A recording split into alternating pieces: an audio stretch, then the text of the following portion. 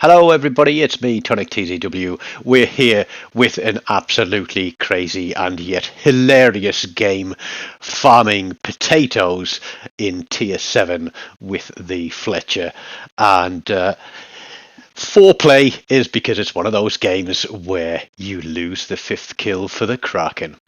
So as you see, we've got a good tier 6, tier 7 mix there. We've got a full division of battleships on red team. There are 4 destroyers and 1 cruiser. So this is going to turn into an absolute mashing of potatoes. Now there are 4 destroyers. There is 1 on each flank. Chin and I think Chin's in the summers, we are in the middle, and as we do a lot of these games, there are so many people watching these videos of CCs coming straight up the middle and doing a hilarious, run straight through the centre with battleships, all guns blazing, and completely trashing the enemy team. And we're both running twist and track, and it's telling us that the closest targets are slap bang in the middle of the map.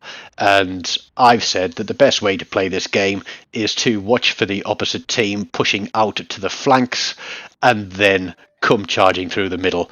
There are ways to do this, both good ways and bad ways. What you're going to see here is I think a classic example of the absolute worst way to try a two brothers push with a full division of battleships. Basically, all their big guns are going to come storming through here, and we are going to farm them like it is tatey picking week for those of us who are British and understand that little holiday we used to have towards the end of the summer, early autumn, where you could go to the local farm and be paid a pittance to go and pull potatoes out of the ground.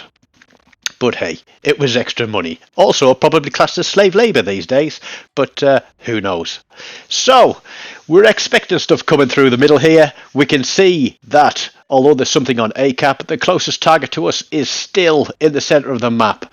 And we are rotating our torpedoes going through the middle of the map there. We haven't been lucky with our fishing yet, but it is only going to be a matter of time.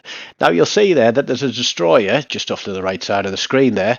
He did spawn on ACAP, but he's decided he didn't want to be there. Red team have pushed it and taken it, which is unfortunate because, the rest of their big guns are coming straight through the middle.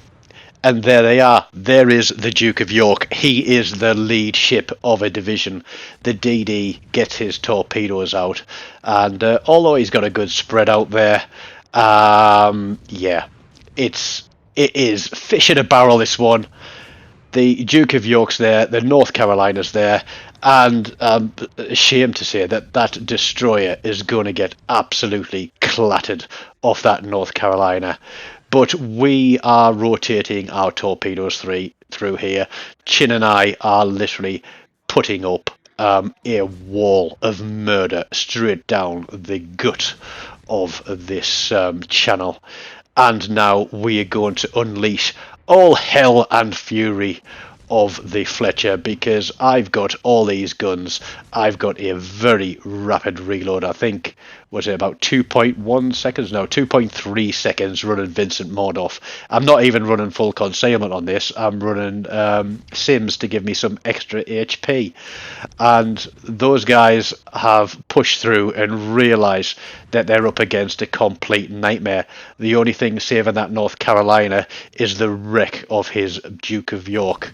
And although we're both in smoke and can't see anything, we're going to keep piling the pressure here.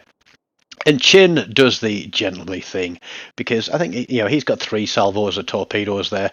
He's going to pull out of the smoke screen and spot these guys just so they think twice about pushing through.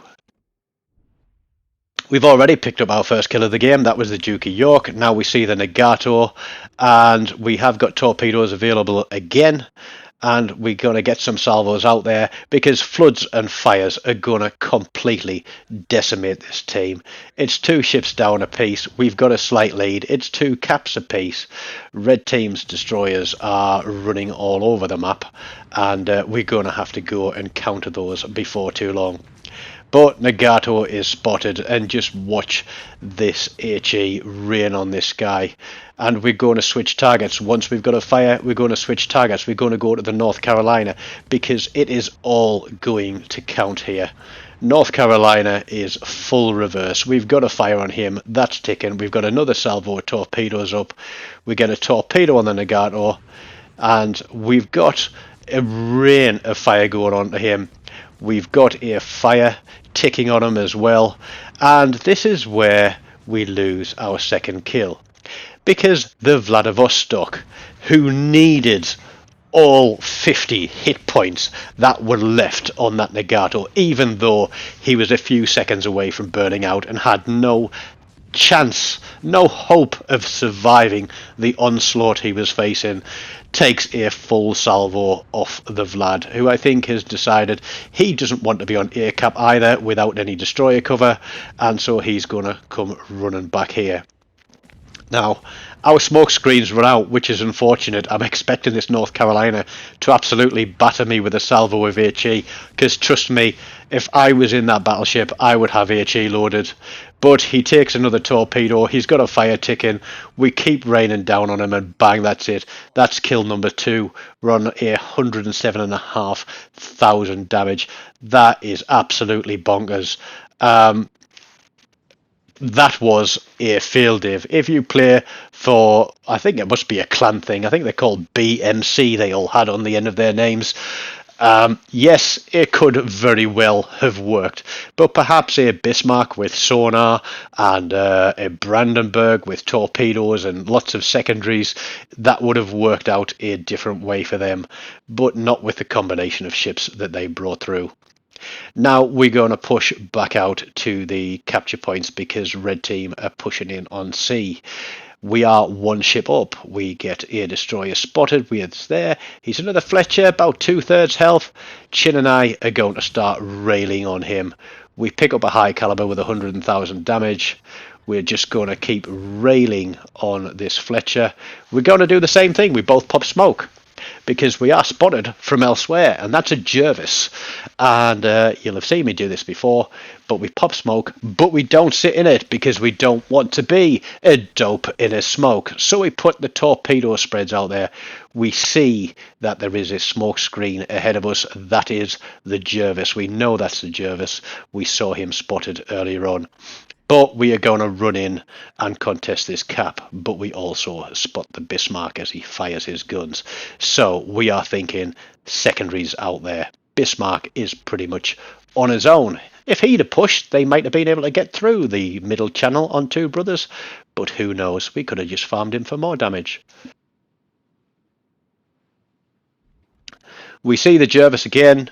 I'm turning my guns to go onto him, but the Fletcher pops up. We quickly swing back. Excellent turret traverse on this Fletcher, and we are straight onto him again. We are hammering away, turning into him, expecting torpedoes coming, and Chin picks up the kill. We're still spotted, and that means the Jervis is still out there, but we are taking this cap. There is a Kagero behind us as well. We're going to try and pop some shots off at him while maneuvering a little bit to hope that we can avoid the secondaries of this Bismarck. We get a cap reset. We're on 114,000. Kagero is zigzagging all over that cap, but Chin is going to peel off. I'm going to continue on this cap. Still spotted by this Jervis. The Bismarck has turned back to take red team's home cap because our guys, now that we've gotten rid of most of the battleships, have decided that they're going to push through the middle two. Nobody wants to be part of a cap in this game because there were destroyers out there. But we're thinking about pushing back for this Kagero, and then it's like, well, no, there's still a Jervis out here somewhere. If our team have pushed through onto red team's start cab out there, C cab, then they could be at risk of getting torpedoed. So I decide that while Chin goes after the Kagero, I'm going to try and find this Jervis and put a flanking fire onto this Bismarck. We really do love the Fletcher. It's an amazing little boat in the right conditions, and when you're running two ships together and can support each other, it is a force to be reckoned with. Now I can see where that Jervis was last spotted, but I just don't know what happened. But as I fire my guns and start peeling off onto that Bismarck, we get him detected, and he's there. He's jammed in against the side of the island, and I don't know what he's doing there. But we get some hits and incapacitation. We put some torpedoes through, and we're actually going to turn back in towards him in a second, but we're going to keep piling on the pressure onto this Bismarck, who is going to make short work of that Carichoro. But we are raining on the Bismarck. We pick him up for kill number 4. Chin has taken care, kill number 3. Chin has taken care of the Kagero, and we are now going to run down this Jervis, who is the last ship in the game. The torpedoes had him pinned. We take him for a dev strike. Kill number 4. Had I finished the Fletcher, that could have been a Kraken. Had I finished the Nagato and the Vladivostok hadn't picked up the kill, don't like to say sniped, then we could have been on for a Kraken or a 6-pack there. But 3-2 base XP, as I said, anything above 3000 I class is a very good game. So I do hope you've enjoyed watching this one. It was an absolute blast. If you haven't been by the channel before, please do click like and subscribe to the channel, and hit one of these links and hang around and watch a few more videos. Until next time, take care and goodbye.